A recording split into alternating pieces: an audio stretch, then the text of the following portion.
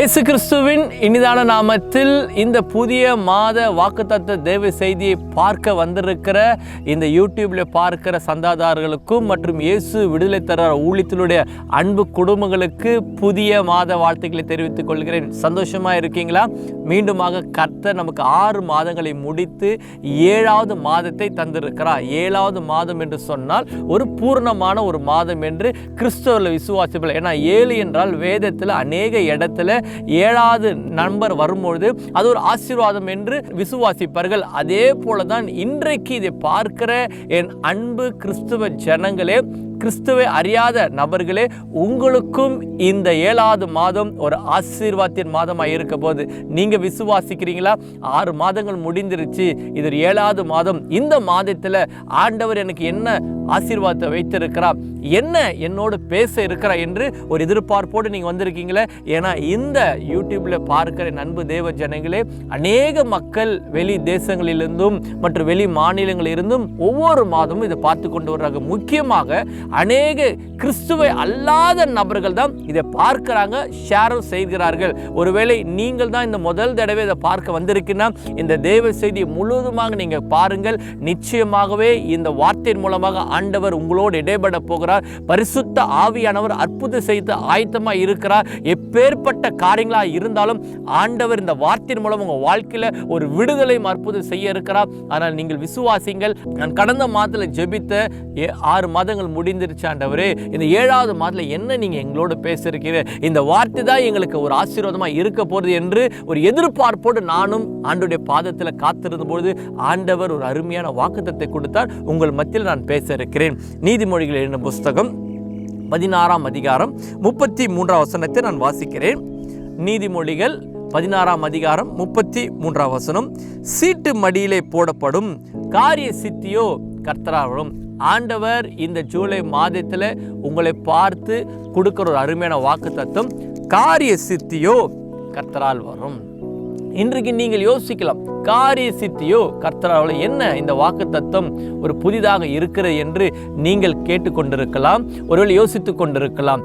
இந்த வார்த்தை என்ன சொல்லுகிறதுனா, காரிய சித்தியோ கர்த்தரால். அதுக்கு மேல ஒரு வசனம் சொல்லுகிறது, சீட்டு மடியிலே போடப்படும் காரிய சித்தியோ கர்த்தரால் வரும். உங்களுக்கு புரியும்படி நான் பேச வேண்டும் என்று சொன்னால், நம்ம சிறு வயதில் அநேக பேர் இந்த சீட்டு போட்டு நம்ம விளையாடுவோம் மற்றும் அந்த தாய்பாஸ்ன்னு சொல்வார்கள், அதை நம்ம விளையாடுவோம். இதெல்லாம் எதற்குன்னா, ஒரு சின்ன சிறு வயதில் எல்லாருமே அந்த நமக்கு நம்பர் வர வேண்டும், 8 வர வேண்டும், 4 வர வேண்டும், எப்படியா இன்னொரு மனிதனை தோற்கடிக்க வேண்டும் என்று நம்ம ஆப்போசிட்டில் இருக்கிற ஒரு நபரை எப்படியா ஜெயிக்க வேண்டும் என்பதற்காக நம்ம கீழே சின்ன வயசுல தாய்பாஸ் போட்டு விளையாடுவோம். இது மாதிரி அநேக காரியங்கள், சின்ன இது மாத்திரமல்ல, இன்னும் அநேக விளையாட்டுகள் கூட இருக்கிறது. நமக்கு வர வேண்டும், நமக்கு வர வேண்டும், இன்னொரு ராஜா ராணின்னு சொல்லுவாங்க. இப்படியாக பல விளையாட்டுகள் நம்ம சிறு வயதில் விளையாடுவோம். அப்ப எதிர்பார்ப்போம், எனக்கு இந்த நம்பர் வந்தா எனக்கு ஆசீர்வாதமா இருக்கும், இந்த நம்பர் விழுந்துச்சுன்னா நான் ஈஸியா ஜெயிச்சிருவேன், வெட்டிடுவேன்னு சொல்லி இப்படியாகவே பல விளையாட்டுகள் நம்ம சிறு வயதில் விளையாடி இருப்போம். அந்த விளையாட்டுல என்ன எதிர்பார்ப்போம்?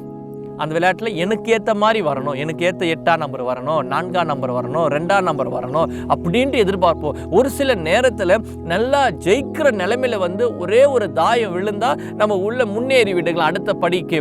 ஆனால் அந்த தாயம் விழாதபடி நமக்கு பின்பதாக இருக்கிற நபர்கள் எல்லாம் நம்ம கிட்ட வரவரில் வெயிட் பண்ணி கடைசியாக நம்ம என்ன செஞ்சிடும், அந்த நம்ம விரும்பின நம்பர் வந்துடும். அது மாத்திரமல்ல, நம்ம சிறுவயல் காசை சுண்டி 1 ரூபாயோ 2 ரூபாயோ சுண்டி விட்டு தலை விழ வேண்டும், பூ விழ வேண்டும் சொல்லி நம்ம எதிர்பார்ப்போம். அது எதோ நினைக்க முடியாது, நம்ம நினைக்கிற மாதிரி அந்த நம்பர் விழாது, தாயம் விழாது, அல்லது தலை விழாது, பூ விழாது. இதெல்லாம் சிறு வயதில் ஒரு விளையாடின ஒரு காரியமாக இருக்கலாம். நீங்க பார்க்கிற நீங்க கூட நினைக்கலாம், இதெல்லாம் சிறு வயது விளையாட்டு, இதுக்கும் வசனத்துக்கு என்ன சம்பந்தம் இருக்குது? இதுதான் ஆண்டவர் சொல்றார். என்ன சொல்றாருன்னா, சீட்டு மடியில போடப்படும் காரிய சித்தியோ கர்த்தரால் வரும். ஏன்னா அநேக சீட்டுகள் போட்டாலும் உங்களுக்கென்று என்ன வர வேண்டுமோ அதை கர்த்தர் தருவார். சிறு வயதில் நம்ம எதிர்பார்க்கிறது வராது, ஆனால் அது நிறைய தடவை விளையாடும் பொழுது அந்த நம்பர் விழும். ஆனால் ஆண்டவர் என்ன சொல்றனா, அநேக பேர் சீட்டு போட்டாலோ உனக்கென்று வர வேண்டிய ஆசீர்வாதத்தை நான் உனக்கு தருவேன். ஒருவேளை நீங்கள் அநேக ஆண்டுகளாக, அநேக மாதங்களாக ஒரு சில ஆசீர்வாதங்களை எழுதி நீங்க சீட்டு போடுறது போல, ஆண்டவர் எனக்கு இந்த மாதம் கொடுப்பாரா, அடுத்த மாதம் கொடுப்பாரா, அடுத்த வருடம் கொடுப்பாரா என்ற ஒரு எதிர்பார்ப்போடு இருக்கீங்களா? ஆனால் ஆண்டவர் இந்த நாளில் உங்களோடு பேசுகிறார். சீட்டு மடியிலே போடப்படும் காரிய சித்தியோ கர்த்தராக வரும். இந்த வசனத்தை வேதத்தில் ஏன் எழுதி வைத்திருக்கிறேன்னு சொன்னால், யூதர்களுக்குள்ள ஒரு வழக்கம் இருக்கிறது. ஏன்னா 1 சாமுவேலை பார்த்தாலும் சரி, அல்லது அப்போஸ்தலர் நடவடிக்கைகளை பார்த்தாலும் சரி, இப்படியா யோசுவால 18-19 பார்த்தாலும் சரி, இவர்கள் எல்லாருமே ஒரு சில காரியத்தில் முடிவு எடுக்க வேண்டும்னா அவங்களால தீர்மானிக்க முடியாது. ஆவியானவர் பேசுவார் தான், தேவ மனிதர்களோடு பேசுவார், தீர்க்கதரிசனமா பேசுவார். ஆனால் ஒரு சில முடிவுகளை எடுப்பதற்காக அந்த காலத்தில் யூதர்களுடைய வழக்கம் என்னதுன்னா, சீட்டு போட்டு பார்ப்பார்கள். இது நீதிமொழிகளில் கூட யாரு, சாலமோன் என்ற ஒரு ராஜா. ஆனால் சாலமோனு கூட ஒரு சில காரியத்தில் சீட்டு போட்டு பார்க்கிற ஒரு பழக்கம் இருந்தது. அதை தான் இந்த இடத்துல எழுதி வச்சிருக்கிறார்கள். சீட்டு மடியில போடப்படும், உங்களுக்கு வேண்டிய ஆசீர்வாதத்தை கர்த்தர் தருவார். ஏன்னா யூதர்களுக்கு என்ன நம்பிக்கைன்னா, என்னதான் சீட்டு போட்டாலும் கர்த்தர் தான் எனக்கு பதில் தருவார், கர்த்தர் தான் எனக்கு அந்த முடிவை கொடுப்பார் என்று ஒரு அலாதி ஒரு நம்பிக்கை இருந்தது. இன்னைக்கு உங்களுடைய வாழ்க்கை கூட அநேக காரியத்தில் நீங்கள் முயற்சி எடுக்கிறீங்க. இந்த கம்பெனியில் எனக்கு வேலை கிடைச்சா நல்லா இருக்கும், இந்த மணமகன் எனக்கு கிடைச்சா நல்லா இருக்கிறோம், என்னுடைய வாழ்க்கையில் இப்படிப்பட்ட ஒரு வாழ்க்கையை அமைஞ்சிட்டா எனக்கு நல்லா இருக்கிறோம், அல்லது இந்த வெளிநாடுகளில் நான் போயிட்டு என் வாழ்க்கை மாறிடும், இவ்வளோ ரூபாய் சம்பளத்தில் எனக்கு கிடைச்சா நல்லா இருக்குன்னு சொல்லிட்டு அநேக இடத்துல இன்னைக்கு நீங்கள் ஓடி ஓடி ஓடி களைத்து போய் காணப்படுறீங்க. அநேக வரன்களை பார்த்து களைத்து போய் காணப்படுறீங்க. நிறைய இன்டர்வியூக்கு போய் அட்டெண்ட் பண்ணி அதில் களைத்து போய் காணப்படுகிறீங்க. அது மாத்திரமல்ல, அநேக வேலைக்காக பிசினஸ்க்காக நீங்க முயற்சி எடுத்து அதுலேயும் ஒரு தோல்வியை பார்த்து நீங்கள் சோர்ந்து போய் காணப்படுகிறீங்க. நான் ஆண்டவர் சொல்றார், உங்களை பார்த்து தோல்வியோட அமர்ந்து சோர்ந்து போய் அமர்ந்திருக்கிற அன்பு மகளே, நீ சீட்டு போடப்பட்ட ஆனா காரியத்தை கர்த்தர் வாக்கி பண்ணுவார் என்று நீ விசுவாசித்தாயா? கர்த்தர் எனக்கு இதை நன்மையாக மாற்றி முடிப்பார் என்று விசுவாசித்தாயா? கிறிஸ்தவர்களுக்கு இருக்க வேண்டிய ஒரு பிரதான நம்பிக்கை, என்னதான் நான் முயற்சி எடுத்தாலும் கர்த்தர் எனக்கு இதை வாய்க்க பண்ணுவார். ஏன்னா இந்த வார்த்தையை கேட்டுக்கொண்டிருக்கும் போது ஒரு காரியம் ஞாபகம் வருது. கோலியாத் தாவீது என்ற ஒரு நமக்கு தெரியும், வேத புத்தகத்தில் 1 சாமுவேலில் பார்க்கும்போது நமக்கு தெரியும். என்ன நினைச்ச, தாவீது ஒரு சிறு வாலிபன் தான். கோலியாத் ஒரு 6 அடி உயரமுள்ள ஒரு மனிதன். அந்த மனிதன் என்ன செய்கிறான், இஸ்ரவேலில் இருக்கிற நபர்களை கொண்டு வந்து யுத்தத்தில் நிறுத்துவார்கள். அதில் யார் ஜெயிக்கிறார்களோ, என்னை நாங்கள் அவருக்கு அடிமைன்னு சொல்லும் போது சவுல் ராஜா இருந்தார், மற்ற எல்லாரும் இருந்தாங்க. ஆனா கோலியாத்தை விழுவதற்கு தாவீது ஒரே ஒரு ஆயுதத்தை எடுத்துக்கொண்டா. என்ன ஆயுதம்? கூழாங்கல். ஒரு கவனைக்கல்லை எடுத்து கோலியாத்தை ஜெயிப்பேன் என்று ஒரு விசுவாசம் இருந்தது. எடுத்துன்னு கொள்ளுங்க, அவன் எத்தனை கற்கள் எடுத்தான்னு தெரியல, ஆனா அவன் எரிந்த முதல் கற்களிலே கோலியாத்து வீழ்த்தப்பட்டது. யோசித்து பாருங்க, அவன் எதை எரிஞ்சு எடுப்பான்? நம்ம சிறு வயதெல்லாம் ஒரு மாங்காவையோ அல்லது ஒரு தேங்காய் அல்லது ஒரு கொயக்காவை எடுத்து நம்ம கல்லெடுத்து அறிவோம். ஆனால் நம்ம எந்த இலக்கை பார்க்குறோமோ அந்த இலக்கை அடைய முடியாது. ஆனால் தொடர்ந்து 2-3 வாட்டி செய்யும் போது அந்த இலக்கை நமக்கு பெற்றுக்கொள்கிறா இருக்கும். அதே போலதான் தாவீது என்ன செய்தான், கோலியாத்தின் நெற்றியில் அடிக்க வேண்டும் என்று அவனுடைய ஏமாய் இருந்தது. ஆனால் அந்த ஏம் கரெக்டாக அவனுடைய நெற்றியில போய் படும்படியாக கர்த்தர் கிருபை செய்தார். ஏன்னா தாவீது என்ன சொன்னா, இந்த நாளில் கர்த்தர் உன்னை என்னுடைய கரத்தில் ஒப்பு கொடுப்பார், இந்த காகங்களுக்கும் கழுகுகளுக்கும் இரையாக உன்னை போடுவேன், உன்னுடைய பட்டயத்தை எடுத்து உன்னை நான் வெட்டுவேன் என்று தாவீதுக்குள்ள ஒரு விசுவாசம் இருந்தது. அந்த விசுவாசத்தின் பலனாக தான் கோலியாத்தை வீழ்த்தும்படியாக தாவீதுக்குள்ள ஒரு ஏவுதல் வந்தது. கூழாங்கலை வைத்து கோலியாத்தை வீழ்த்தினான் என்று பார்த்தோம். அதன் மூலம் ஜெயத்தை பெற்றோம். இன்னைக்கு உங்களுடைய வாழ்க்கையில கூட அநேக பேர் முயற்சி எடுக்காம இருக்கீங்க. தாவீது என்ன செய்தான்? அவன் கோலியாத்தை பார்த்து பயந்துல, கர்த்தருடைய நாமத்தை கொண்டு விசுவாசோடு இறங்கி அந்த யுத்த களத்துக்கு போனான். நீங்க இந்த மாதத்துல புதிய காரியத்தை செய்வதற்கு உங்களை முயற்சி எடுக்கிறீங்களா? புதிய ஆவிக்குரிய காரியங்களை செய்வதற்கு முயற்சி எடுக்கலாம். நீங்க செய்து ஒரு சின்ன அடி எடுத்து பாருங்க. அநேக பேர் சொல்லுகிற காரியங்கள், கடவுள் எனக்கு இந்த வேலையை கொடுக்க மாட்டார் பிரதர், எனக்கு இதை வாய்க்கவே பண்ண மாட்டார், எனக்கு மாத்திரம் ஏன் இவ்வளோ போராட்டம் வருது, எனக்கு மாத்திரம் இந்த கடன் பிரச்சனை இவ்வளோ போராட்டம் வருது, எனக்கு மாத்திரம் என் குடும்பத்தில் இவ்வளோ போராட்டம் வருது என்று அநேக பேர் சொல்லிக் கொண்டு இருக்கிறார்கள். அவர்களை சொல்லுகிற ஒரே ஒரு காரியம், நீங்க எந்த காரியத்தை செய்தாலும் முதலாவது செய்ய வேண்டிய ஒரே ஒரு காரியம், கர்த்தர் எனக்கு இதை வாய்க்க பண்ணார் என்று விசுவாச ஜெபத்தில் முதல்ல அடியிடுங்க. சீட்டு போடுறதை காட்டிலும் சீட்டு போடுறதுக்கு முன்னாடி ஒரு ஜெபம் செய்யுங்க. ஏன்னா அதுதான் நினைப்பார்கள். யூதருக்குள்ள ஒரு நம்பிக்கை, கர்த்தர் எனக்கு என் பேரில் விழ செய்வார். அந்த ஒரு நம்பிக்கை இருந்தனால அநேக வெற்றிகளை இஸ்ரவேல் ஜனங்கள் யூதர்கள் சுகந்தரித்து கொண்டார்கள். அப்போஸ்தலர் கூட யாரை தெரிந்தெடுக்கலாம் என்று பார்த்தார்கள். யார் பேரில் சீட்டு விழுந்ததோ அவர்கள் தான் அடுத்த அந்த ஸ்தானத்தில் கொண்டு வரப்பட்டார். இன்னைக்கு உங்களுக்கு கூட ஆண்டவர் வச்சிருக்கிறாங்க. ஆனால் நீங்கள் உங்களுக்கென்று ஒரு ஆசீர்வாதத்தை வச்சு அதை கர்த்தர் மேலே விசுவாசம் வைக்காம நீங்கள் எல்லா மனிதரை நம்புறீங்க. அதனால இன்னைக்கு உங்களோட வாழ்க்கையில் தோல்விகளோடு நீங்கள் அமர்ந்திருக்கிறீங்க. ஒரு சில காரியத்தில் வெற்றி பெறாமல் காணப்படுகிறீங்க. வேதத்தில் ஒரே ஒரு சகோதரனை காண்பித்து நான் உங்களுக்காக ஜெபிக்க இருக்கிறேன். ஆதியாகமம் என்னும் புஸ்தகத்தில் பக்தன் சொல்லுகிறார், ஆதியாகமம் 39ஆம் அதிகாரம் 2ஆம் வசனம், கர்த்தர் யோசேப்போடு இருந்தார், அவன் காரிய சித்தியுள்ளனான், அவன் எகிப்தியனாகிய தன் எஜமான் வீட்டிலே இருந்தான். யோசேப்புடைய வாழ்க்கையில் காரிய சித்தி என்று வேதத்தில் போடப்படும். காரிய சித்தினா எங்கெல்லாம் யோசேப்பு போகிறானோ அந்த இடத்துல கர்த்தர் அவர் கண்களில் தயவு கிடைக்க செய்தார். ஒருவேளை அடிமையாக இருந்தானா அடிமையான இடத்துல பார்வோனுடைய அரண்மனைக்குள்ளே போகிறதுக்கு கர்த்தர் கிருபை கொடுத்தா.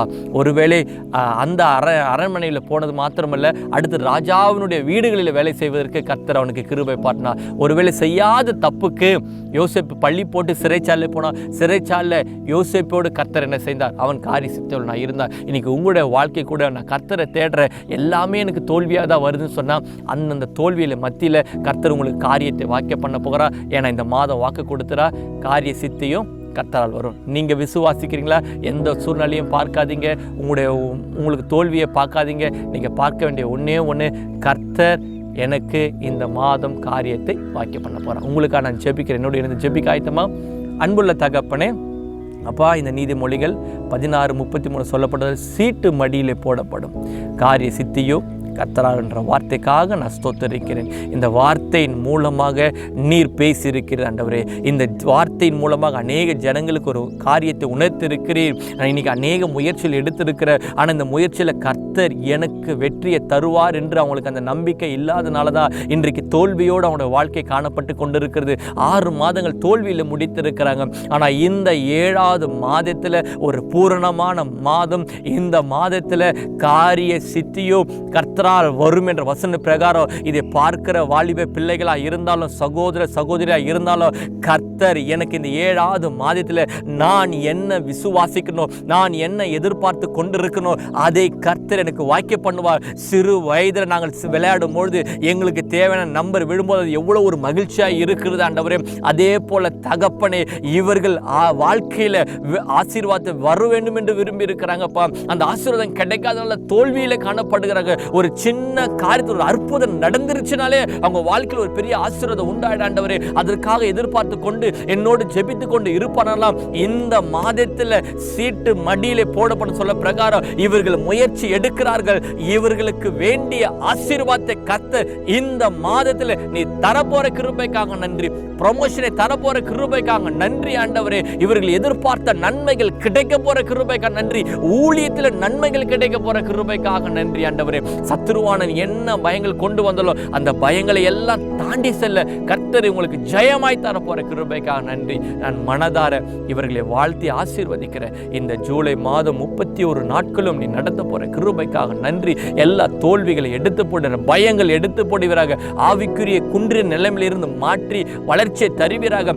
ஆவியானவர் ஒவ்வொருத்தரும் நீ நடத்த போற கிருபைக்காக நன்றி. நான் மனதார வாழ்த்தி ஆசீர்வதித்து நாங்கள் ஜெபிக்கிறேன். உங்களுடைய கரத்தில் ஒப்பு கொடுக்கிறான். என்ன தேவையோடு இருப்பன இந்த மாதத்தில் அற்புதம் செய்வீராக. இந்த இணையதளத்தின் மூலமாக நீ சென்று அந்த குடும்பங்களை அற்புதம் செய்ய போகிற கிருபைக்காக நன்றி. கிறிஸ்துவை அல்லாதவருக்கு நீ அற்புதம் செய்ய போகிற கிருபைக்காக நன்றி. எந்த தேசத்திலிருந்து அவருக்கு நீ அற்புதம் செய்ய போகிற கிருபைக்காக நன்றி. நான் மனதார வாழ்த்தி ஆசீர்வதித்து ஜெபிக்கிறேன். இயேசுவின் மூலம் கேட்கிற பிதாவே, ஆமென், ஆமென். அன்பு தேவ ஜனங்களே, நிச்சயமாகவே கர்த்தர் கொடுத்த வார்த்தையின் பிரகாரம் உங்களுடைய வாழ்க்கையில் காரிய சித்தியை கர்த்தர் செய்ய போகிறார். யோசேப்போடு இருந்த ஆண்டவர், தாவீதோடு இருந்த ஆண்டவர் உங்களோடும் இந்த மாதம் இருந்து உங்களே காரியத்தை கைக்குடி வர பண்ண போகிறார். ஜெபியுங்கள்.